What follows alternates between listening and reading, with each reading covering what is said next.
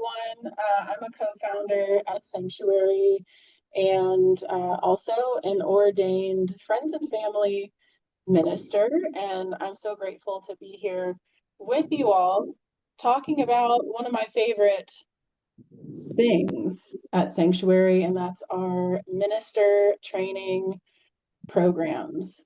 So first, I invite us all to take a intentional breath just to help us get grounded in the moment. So just taking a breath in through your nose and letting it out through your mouth. And just noticing our feet planted wherever they might be planted. If they're on the floor, bonus points for that. Just tuning in with how we're arriving. Some of us checked in the chat, but if you didn't check in the chat, I invite you to just check in now with yourself for just a few moments, noticing what's here with you as you come into this time together.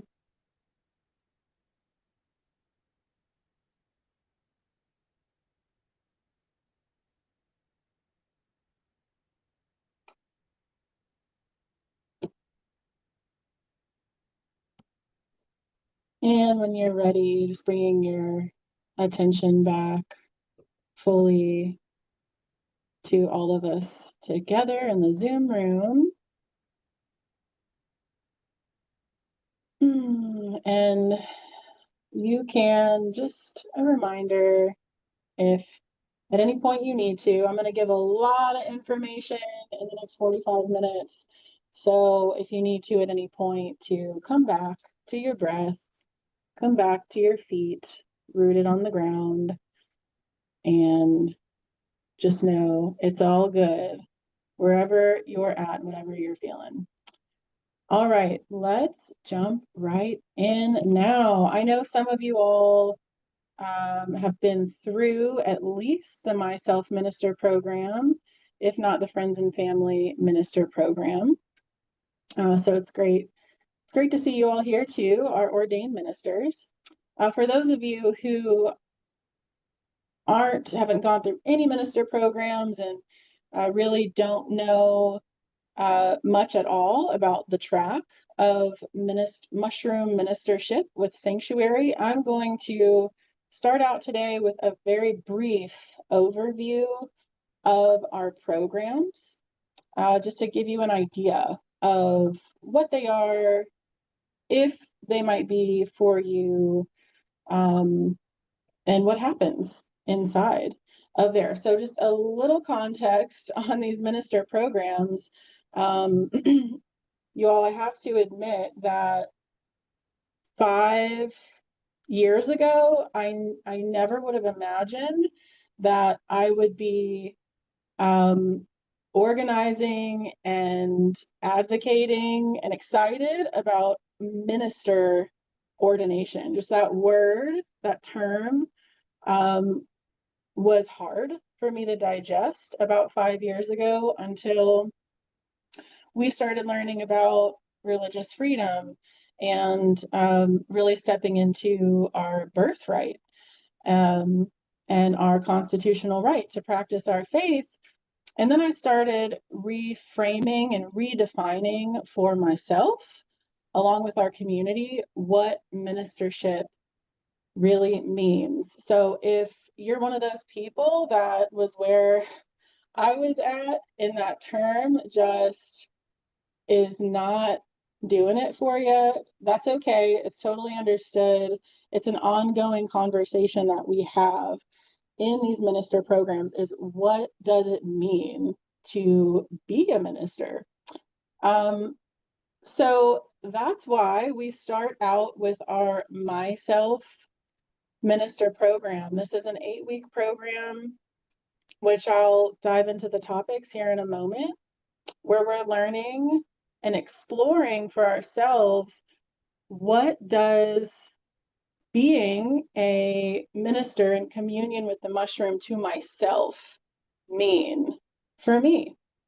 And then after going through that program, building community with others going through that program, we have the Friends and Family Minister Program, which I also just realized I'm not recording this. Elena, are you able to hit record from your end? It is recording. Oh, it is. Sweet. Said it was recording. I can't see that from my screen share. So awesome. Perfect. Because I know there's people that wanted to be here that couldn't make it. So, okay, Yeah. cool. So from the Myself Minister Ordination Program then opens up the ability for our Myself ministers to go through our Friends and Family Minister Program. And that program, once we have really dove into what's important to us about communing with the mushroom and what we're bringing into that experience, and talking about it a lot, then we can have a better idea of how we want to show up in holding space for those that we care about in the mushroom space. So this is a program really geared towards just that, conceptualizing and learning best practices for holding space for our loved ones in the mushroom space. And then finally, we have our Sacred Passage Minister Program, which is another one of those programs I just didn't have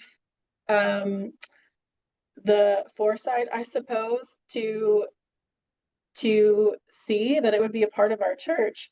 But it has become such a wonderful and important conversation and training program in our church. So this is all about learning to hold space for those with life-threatening diagnoses and or those who are at the end of their life, but the two aren't always tied together.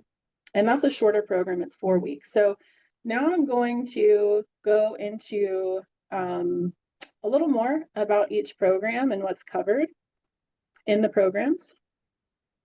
And then we will have, once I do this brief overview, I'll open it up for Q&A for y'all to ask whatever questions y'all have.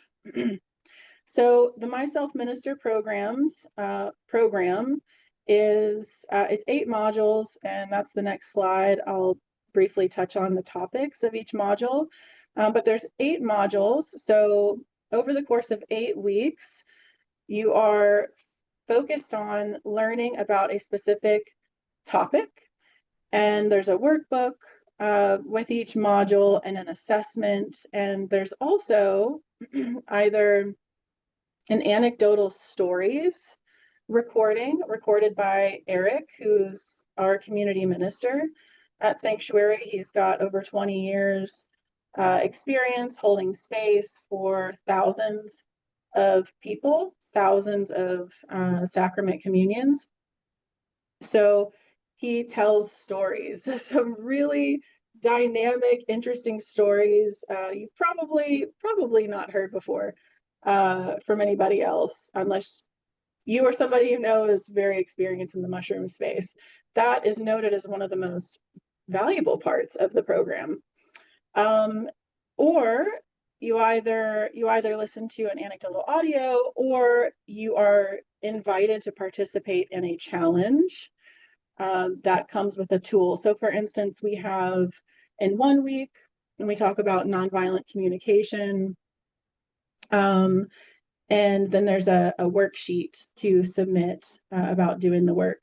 It's a Byron Katie worksheet. So just different ways to navigate the communion with the mushroom and integration. So there's a call each week of the program, and that call is focused on the workbook content. And twice a month, we have integration calls. So these are more focused on getting into our lived experience, primarily in the mushroom space, but also outside of it, since that is such a big part of our experience with the mushroom is our lives outside of communion. So 2 times a month we gather, and anyone with a recent mushroom experience to share, or even one from a while ago, because oftentimes we are unpacking mushroom experiences for a lot longer than we think we will be, sometimes years. And then each week, just a little overview of what's covered over the 8 weeks of the Myself program. The first week, we talk about taking sacrament seriously. So as most of you all probably know, psilocybin is a Schedule I substance. And so that is why it's really important we understand that, yes, it's a wonderful thing. There's so much research being done and decriminalization is happening. And still, this is a stigmatized practice. Still, we've got a lot of work to do. A lot of work has been done, which is amazing, which has allowed us to be here. And also, it takes a lot of sincerity and responsibility to be practicing with the mushroom. And then we talk about the pharmacology of psilocybin, interactions with psilocybin, which are very, very few, really. And then the history of sacred mushrooms, so paying homage to folks like Maria Sabina, who paved the way for us in the West to be practicing with sacrament. We talk about set and setting, diving into the space, setting up your space and your mindset. And then time isn't always an illusion. This is a really fun conversation talking about time and the concept of time in the mushroom space. And then forms of processing. There's lots of different ways we can process energy. And so that's what this module is all about. Processing energy, mainly within the mushroom space is what's talked about here, but also outside of it. And continuous improvement. I think that is really supposed to say self-care, like how we take care of ourselves outside of the mushroom space. And integration. When we think of integration, most of us right now at this time think of integration like talking, verbalizing our experiences. And that's a wonderful way to integrate, particularly in community. And also, there's so many ways to integrate. There's movement integration, there's meditation integration, there's art integration. So this is another week with just such rich and wonderful conversation. And also, this is a cool little thing about this program. At the end of it, you are gifted a mini course to then pass on to someone who might be with you while you are communing with the mushroom in your own home. We suggest that there is always someone on call nearby, even if they have no mushroom experience at all, just somebody that you trust that can be around if you need them for anything. So this is a course you can give them. It's just a super brief overview of like what to do, what not to do for your loved one as they're in communion with the mushroom. And this is Honor. Honor, some of you might know Honor. She leads our psilocybin and sobriety club within our Mighty Networks member community. This is a little quote from her. After completing the Myself Minister Program, I feel much more supported and protected within the umbrella of the church and its community. I hope to utilize the services of other clerics and myself ministers in my personal use of sacrament in the future, because I know that the same training has prepared them for the task. I also hope to gain more experience in holding space for others. The Myself Minister Program has helped me helped to prepare me for being of service to the church community in this regard. So she's been through all of our programs and really is giving back in a big way in our community. Really grateful for Honor. And also we have a partnership with Fungi Academy. Some of y'all might have heard of Fungi Academy. It's an amazing organization. They're out in Guatemala, but their main gig is teaching folks how to grow mushrooms, which is a thing that we encourage our ministers to do, or at least try one time. It's definitely not for everybody, but it gives us a enriching feeling of really an enriching relationship with the mushroom, which just deepens our practice and our experience in the mushroom space. So Fungi Academy offers our members and ministers pretty sizable discount for their cultivation program and their cultivation community. So that's just something that we pass along to all of our members and ministers. And within the program, we also didn't touch on this, but we do talk about diversion control. That's in the first module on taking sacrament seriously. So that's all about how do I store my sacrament safely and within the best practices, which is pretty simple, but can be a little intimidating if you don't know much about it. So we talk about it. We provide a diversion control spreadsheet, which diversion control just basically means it's not going on the black market, which is important if you ever did need to prove it in the unlikely scenario in court. So, and it's good. It feels really good to have a sacred space for your sacrament. And we also offer ongoing ministry call access. So after the program ends, you can enroll in a $35 a month membership. It just replaces your Psanctuary membership to continue participating in the minister course calls, the minister integration calls, which is really nice just to continue having the conversation. It's like one of those things, like when you read a book once and then you read it twice, you get like totally new information that you weren't able to see or process before. That's kind of what people say about going through, attending the calls again, talking about the topics again. You hear things in a totally new way because you're kind of like a new person in a big way by that point. So let's talk about the Friends and Family Minister Program. Similarly to the Myself program, there's 8 modules. Each module, there's a workbook, assessments, and challenges, tools, anecdotal audio recordings with Eric, and a call each week with the other ministers going through the program.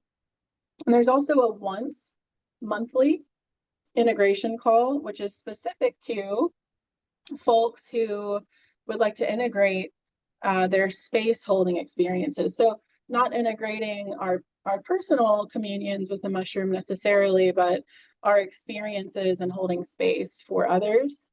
So that is an amazing call. And you continue to have access to that call for no additional donation, as long as we have them after the program ends. So those are once a month. And here are the weekly topics for our Friends and Family Minister Program. The first week is talking about the group experience. So the group experience in the mushroom space can be pretty different than the experience just like at home, holding space for someone you love, versus holding space in a large group and probably a new place, different place, There's a lot of different factors to consider there. So that's the first week, just diving into that.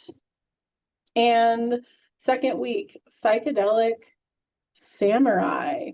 So core skills of a psychedelic space holder. This is a really fun week. I mean, I've said that a lot. Like every week is really fun, I think. There's such great conversations that happen in every week. But in this week, we're really exploring intuition, exploring Wu Wei. Wu Wei is a big conversation here in this week. The beauty of non-doing in the mushroom space, and lots more. Week 3, we talk about preparation, orientation, and integration. So when you're working, when you're preparing for a communion, a ceremony with a loved one, how do we best prepare ourselves and them for that experience? How do we talk with them about it? What do we plan for? And then what should we expect? And some just top tips on integration following the mushroom ceremony. And then we dive into diversity in the ceremony space. So this is really speaking to the group experience, talking about all of our lived real world experiences as individuals and perspectives, which are all so unique. And we oftentimes find out in group ceremonies that we think differently and feel differently than some other folks. So how do we navigate that when differences come up in those sometimes challenging conversations and what I like to call shadow work when that's happening? How can we navigate that with diverse perspectives and lived experiences? And then the 5th week, risks and benefits of boundaries. Kind of tying back into week 3, integration is where the main conversation here happens. What does healthy boundaries look like when we're holding space for our loved ones and our community? Sometimes, we form very quick bonds with people in the mushroom space. This is oftentimes just unexplainable experience that we're having with folks, and quick bonds can be formed and it can happen really fast. And so navigating that and communicating our needs is the main topic here in this chapter. And then the rules of the sacrament space, like phone use. Some people want to use headphones. Some people want to jump in the river mid-ceremony experience. What are the top rules to nail down? Really in our ceremony spaces, the main one is we stick together, we don't leave. That's like, if you remember any one rule, that's the one. But there's other ones to consider and talk about too. And 7th week, shamanic, supernatural, and psychic experience. This is a week, these conversations are really conversations that I want to say we're proud that we have at Psanctuary, because really we're just really grateful that we're able to have these conversations about the unexplainable, just mind-blowing. I feel like I don't even know who to talk to about that. Like, I feel like nobody's going to understand me or look at me like I am just bananas if I talk about this experience I just had in this mushroom ceremony. That's what this week is about, diving into those experiences. There's really not many places that we as mushroom practitioners can talk about those experiences. And the last week is harm reduction and crisis management. What do we do if we're in ceremony and our loved one gets really paranoid and decides they need to get out of here and they start running? Then what do we do? It's not something that happens very much. But it does happen. It's a beautiful thing about the mushroom space is that we can be confronted with some things we haven't been willing to feel in a while, and that can be a lot.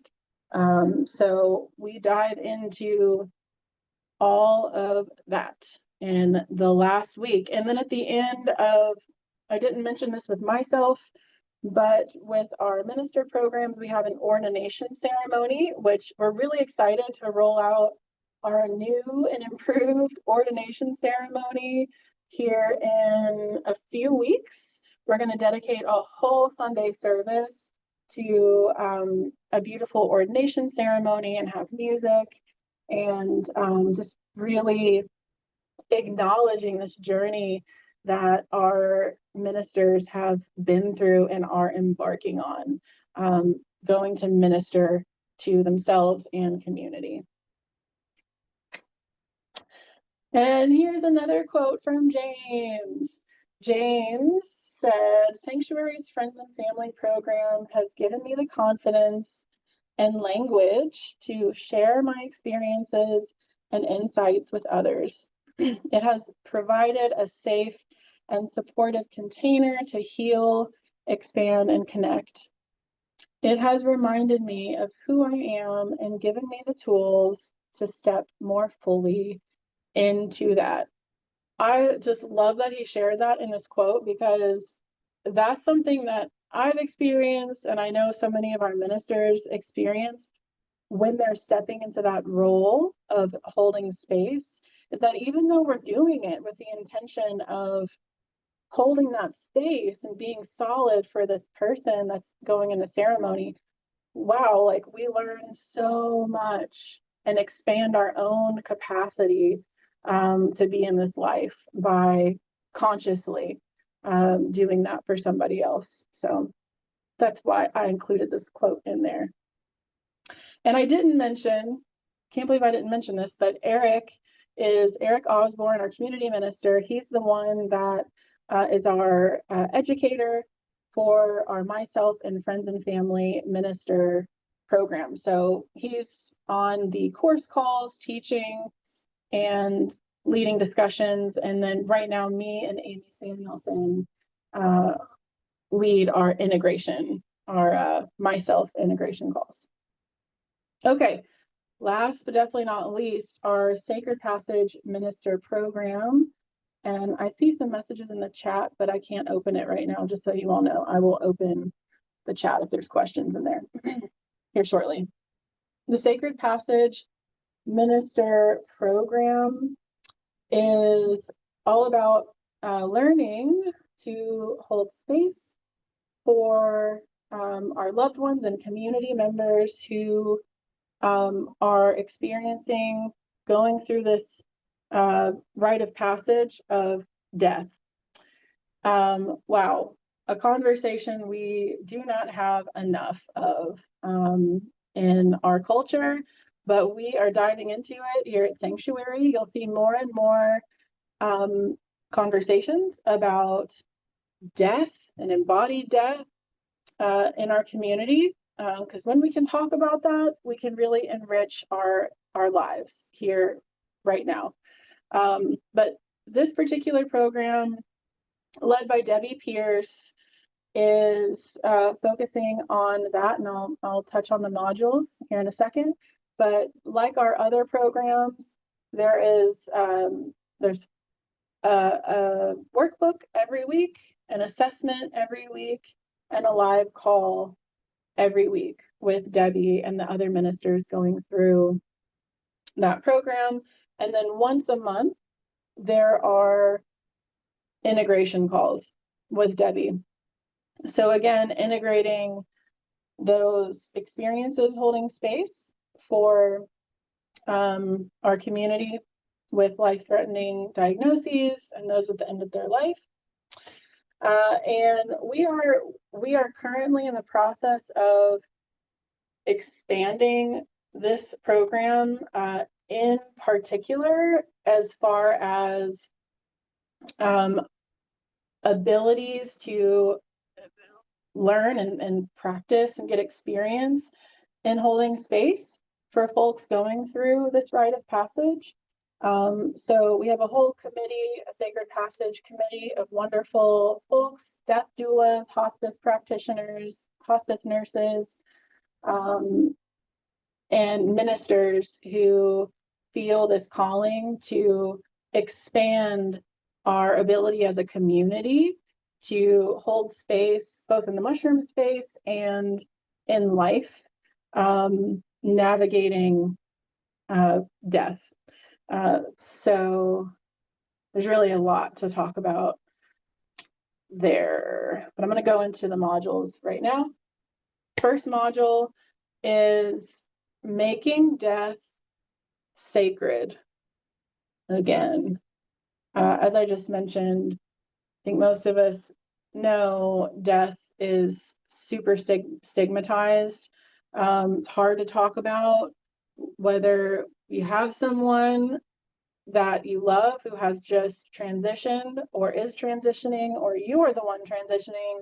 It's a challenging thing generally to talk about and be in conversation about.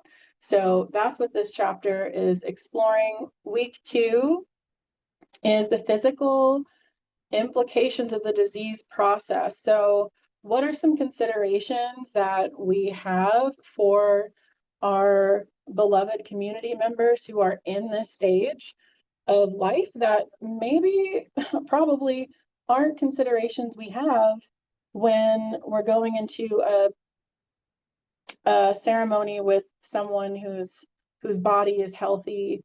There's other lots of things to consider here. Generally, there's a caretaker that's present at the ceremony with folks in the stage. So it's just exploring all of those considerations in this week. And then week 3, from interest to engagement. So there's some of y'all may be very familiar with the stages of death. And I know that's a whole big conversation with different perspectives and opinions.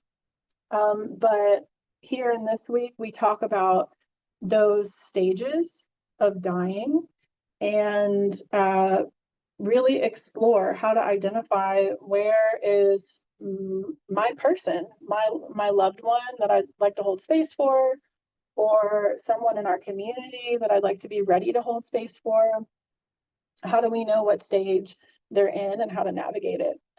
And the way home. So this chapter is about really like the ceremony around transitioning and having that conversation. So Debbie brings in her wonderful death doula experience here in this chapter, talking about that transition and making it a beautiful thing and not something that is as scary.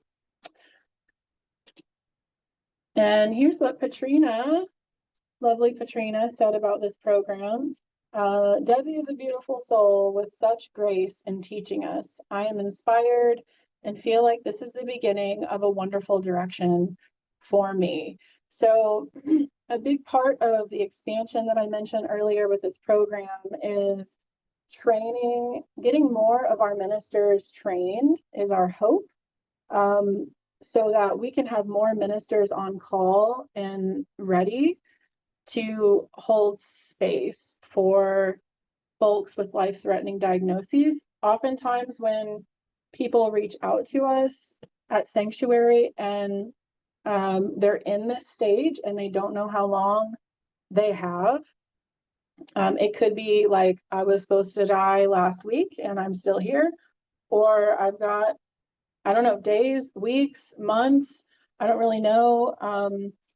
We have to act quickly and coordinate services that we're able to for that person with the time that we have. So the more people we have trained to assist with that process and be there helping our Sacred Passage ministers, which are right now The ones that can travel to hold space are Debbie, Kevin, and Guy. So we need other Sacred Passage ministers to be there and assist as well. So it's not just for folks who have someone who's a loved one who's in this stage of life. All right, I'm going to try and wrap this up here so we can get to your questions.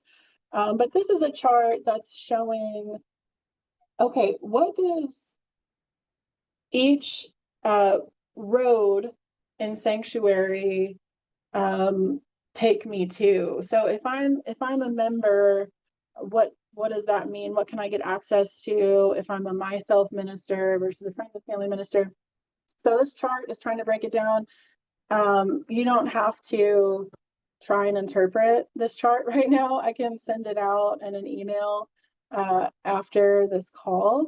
But the main thing to know is that right now, as it is with Sanctuary, we offer group ceremony with our community ministers and our other trained friends and family ministers, holding space for our other ministers who've been through training.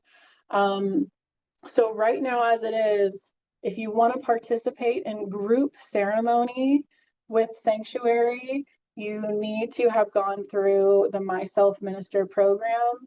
We didn't used to do that, and we're talking about reconsidering how we can build in more education for our members so we can open up member ceremonies again.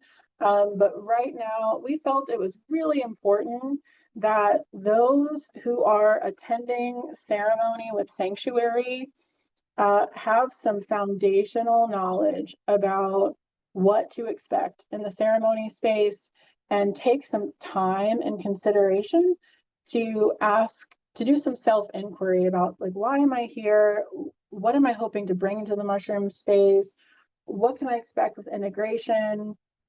And having some community building, so you feel good and confident going into ceremony, as confident as you can be, because you know the people, at least some of the people that are there. So that's why we have that minister requirement for group Sanctuary ceremonies right now. Friends and family ministers are the ones who have been trained to hold space for their loved ones and those that they know in our community. So the idea with this is that as our community grows and we do that work of community, of getting to know each other and building community, there will be more and more friends and family ministers. Like, if y'all can imagine with me this vision of having friends and family ministers all over the country that are trained to hold space for the people that they know in community, which is really important to us as an organization, that if you're going into ceremony with someone, you know them, you're confident in them and trust that they've got you, versus not, which is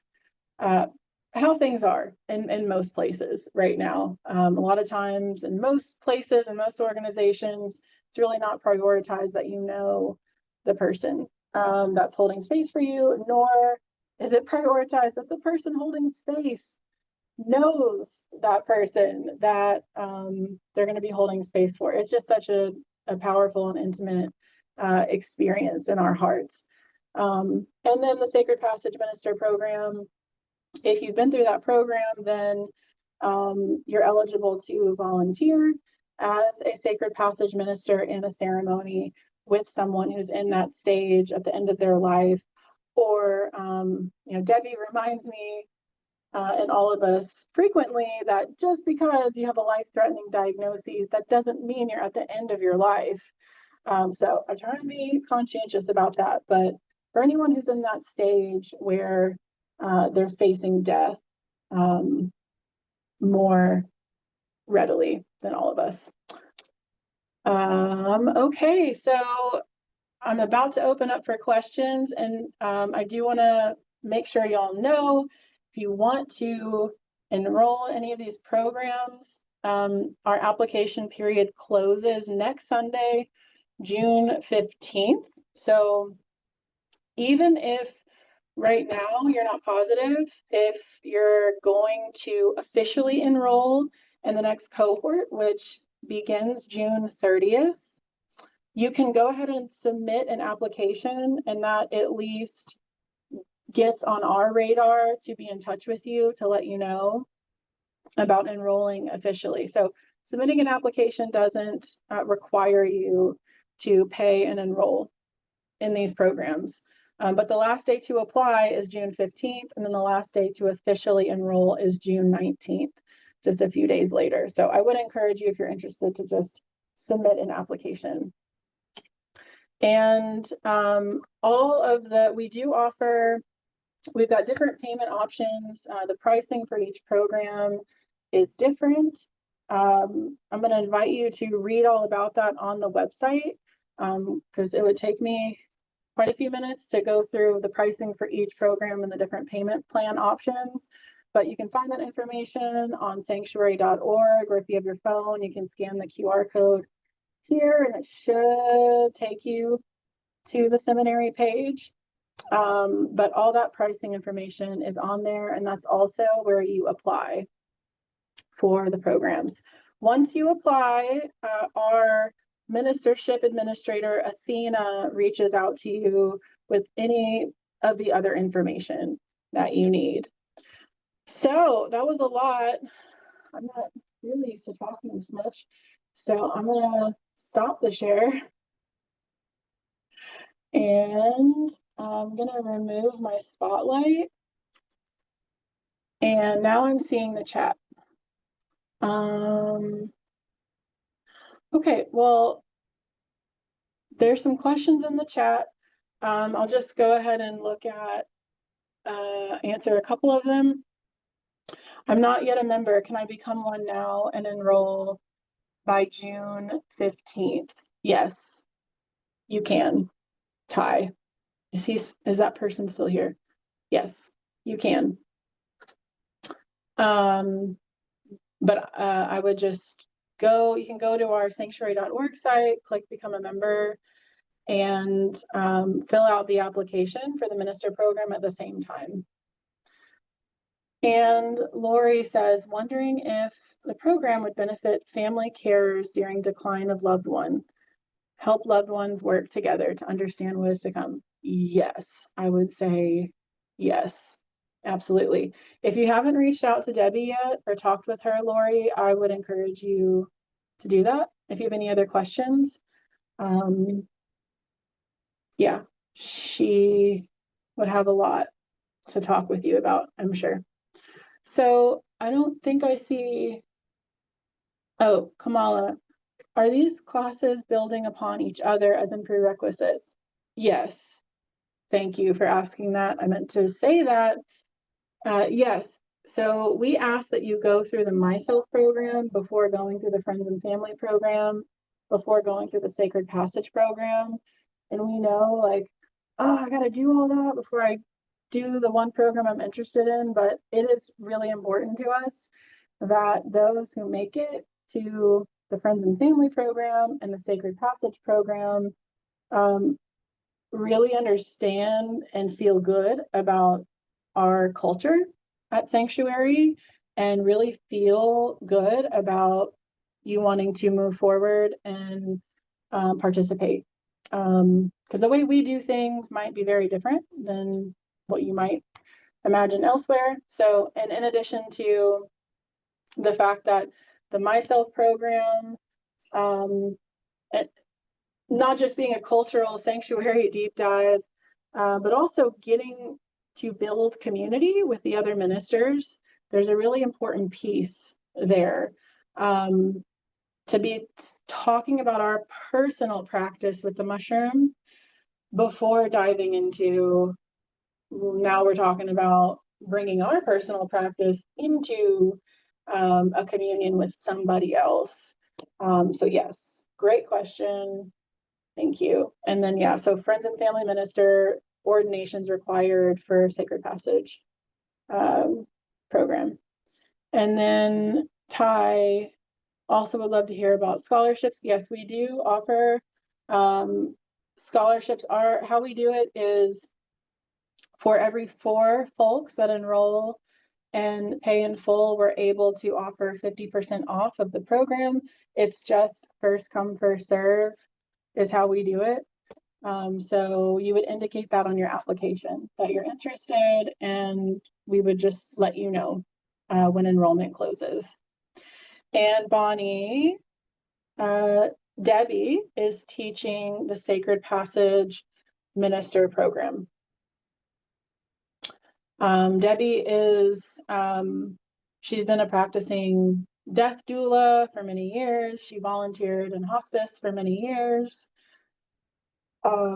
She's a wealth of knowledge about death and dying. She also leads our death cafes, which are virtual and in person in Indiana, so in a southern-ish Indiana.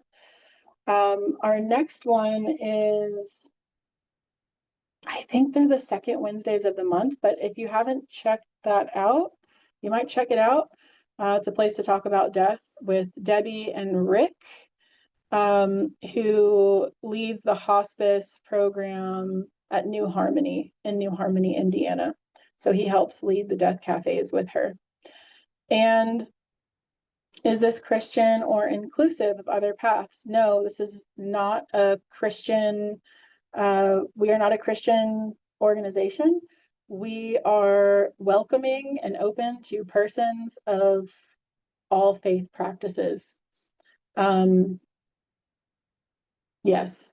So we like to say we are non-dogmatic here, however that lands with you. It's really important to us that we are coming back to consistently empowering, helping, being a support to empower the individuals in our community to live how you want to live, that feels most in alignment with you personally and what you came into the world with. So we have folks from all different faith backgrounds that go through our minister programs and attend our Sunday services. We used to have an interfaith cafe section in our community server, but we just transferred community servers, so we don't have that right now. But we love diving into different spiritual texts of all kinds and being just finding the golden nuggets where we can from all of those different traditions. Great question.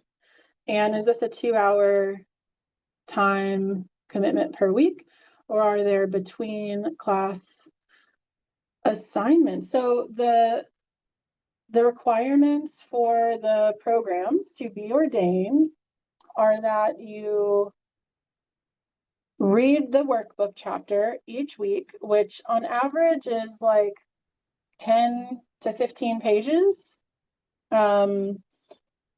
and complete the assessment that goes with the workbook chapter. And it's about a 10-question assessment. If you paid really good attention to the workbook chapter, you shouldn't have much of a problem with the assessments. You should go through them pretty quickly. And then there's challenges. So sometimes, like I mentioned earlier, one of the challenges, the nonviolent communication challenge, we have an authentic relating challenge, like watch this video on authentic relating and do it with somebody, like a friend or a loved one, and then just feel out how it went. But they're not required. The challenges are not required. They're just invitations for extra growth. So you'll probably spend, and then attending half of the calls, at least half of the calls is what we ask. If you can't attend the calls, we just ask that you watch the recording and submit a paragraph summary of the recording if you miss more than 4 calls. Yeah. So. Hey, Honor.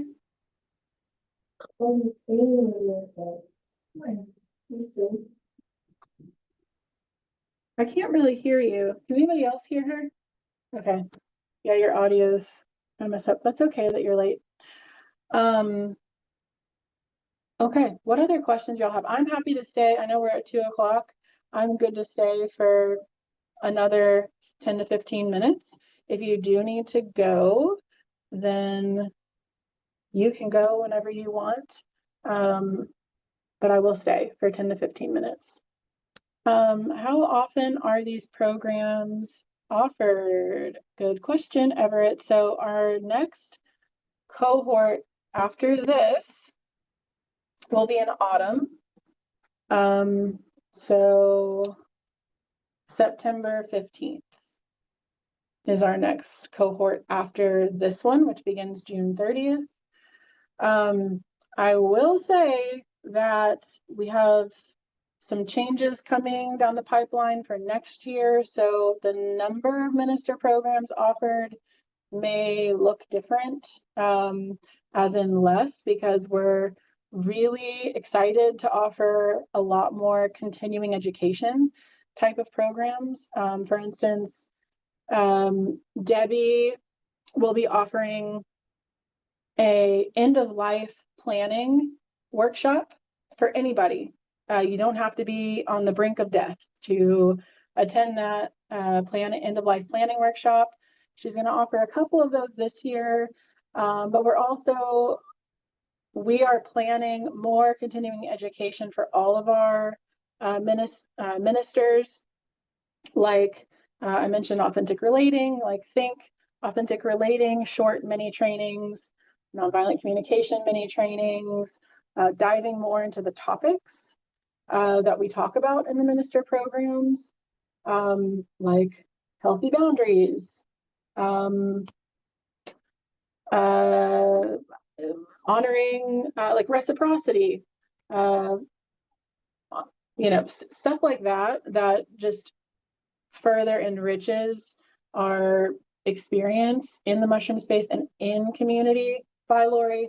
Because it's a lot of information. Like if you've ever been through a training program and you're just like, wow, this is so much, and I have never had this many amazing conversations, and like my mind is blown.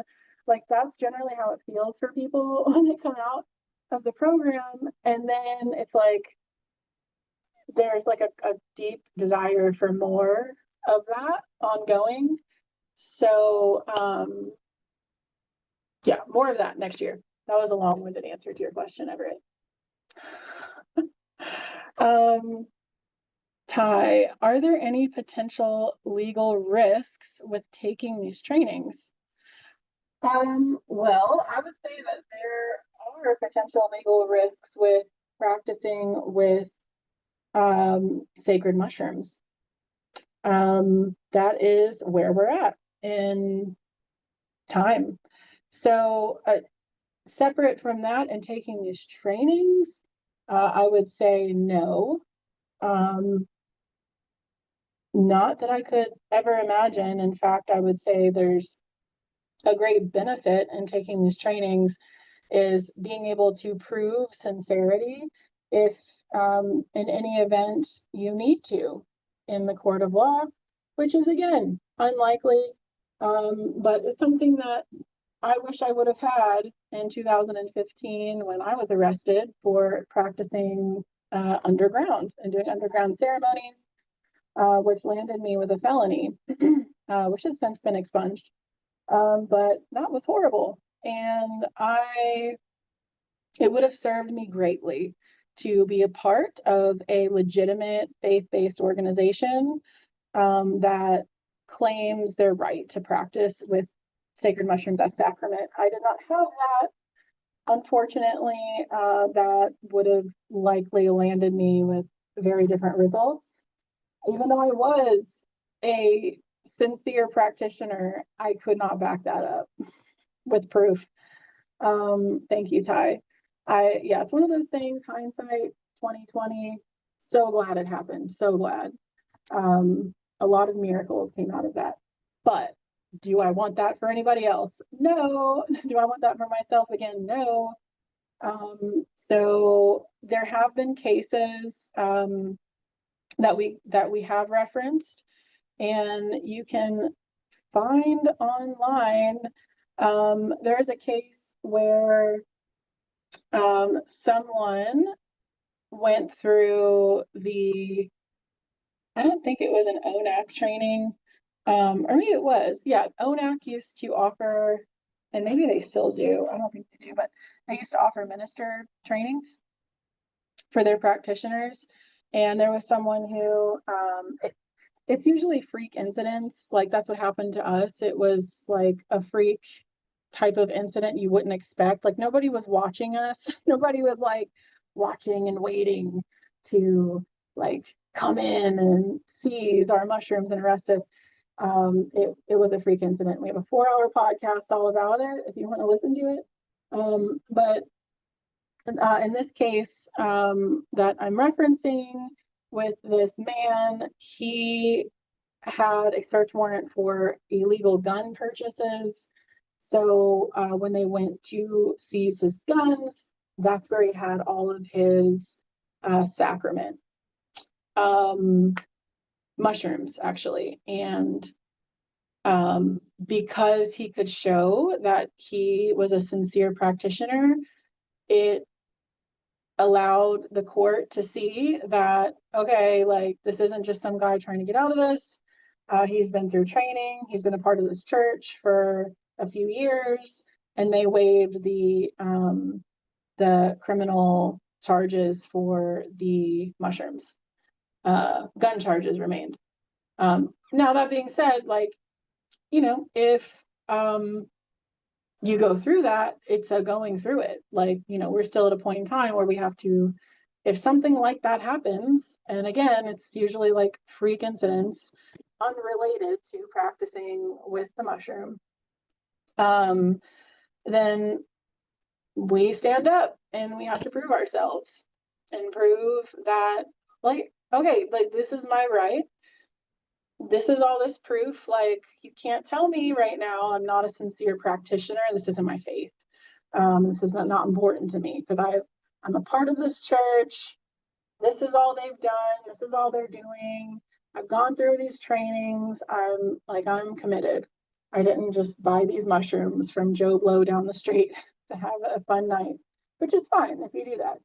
But in the court of law, that doesn't go very far.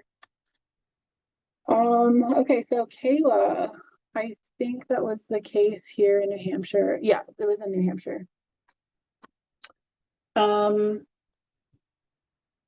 Yeah, there's a lot of really interesting cases to reference that we learn from whenever they come up in different places, but I am very confident we have been told by a number of attorneys in psychedelic law, specific to entheogenic churches, that we are doing it the best, in that we've been working around the clock for 4 years trying to get our community set up right, which is why you see like these extra hoops that we ask y'all to go through. It's like, it's not for funsies. Like, it's because we really care about each one of you. We care about the health of our community.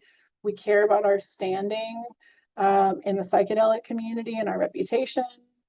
And that's why we have all these different programs, and we ask you go through them in order, and all the other things. Does anybody want to ask a question? Like, unmute and ask a question? I can be here for like 5 more minutes. Honor had asked something that I responded to, but okay. Has anyone who has finished the program held space for other members at end of life? Yes.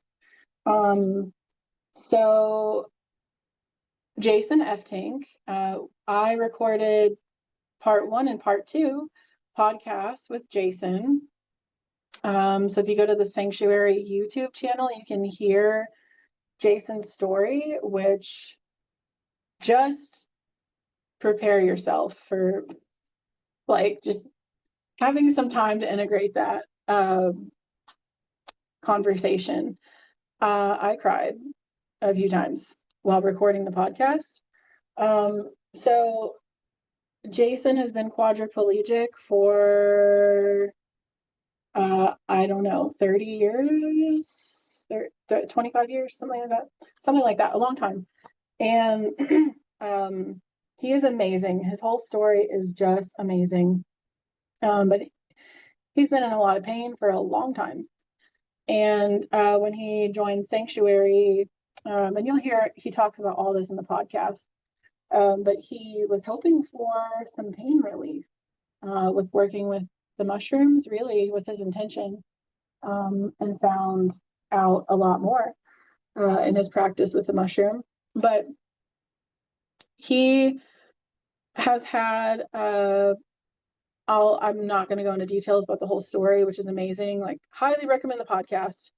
But he's had a few ceremonies with Debbie now, and other Sacred Passage ministers have attended the ceremonies.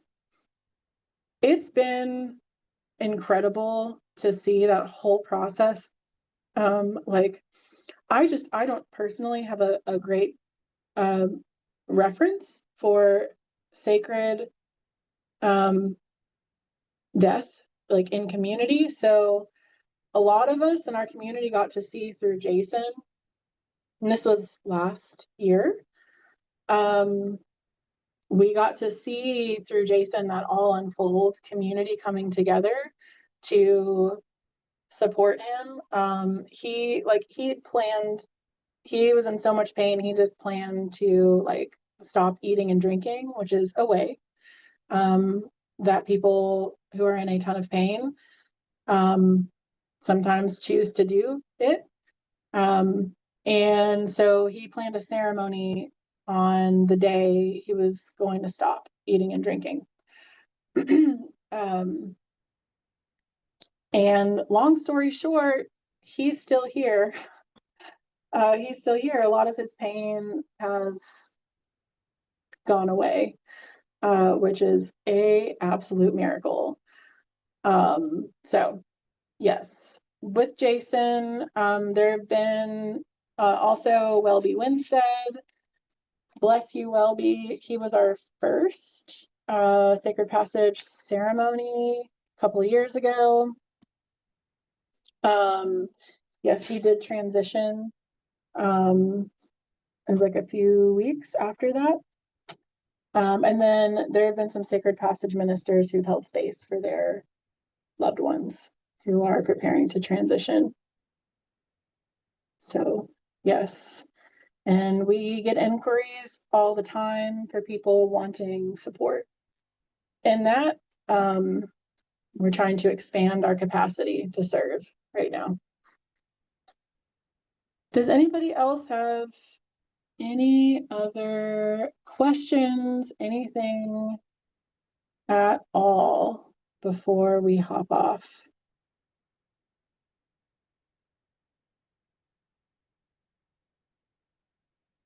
Honor, you missed it. Oh, she left. Can I ask a quick question? Yeah. Courtney, hey, does it was there a possibility that it could fill up, or is that not realistic? Like, is there a set number of people? For the minister fill it? program? Yeah, for the minister program. No, there's Okay. not. Okay. All right. I mean, yeah,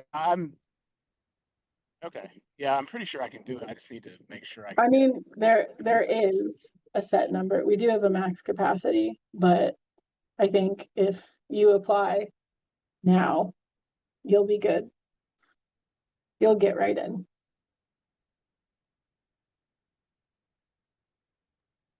Thanks so much. Awesome. Yeah, thank you all. If you're up for it, just to take an intentional breath with me before we hop off and do our thing. I know that was a lot of information, so I invite you to take a breath in through your nose.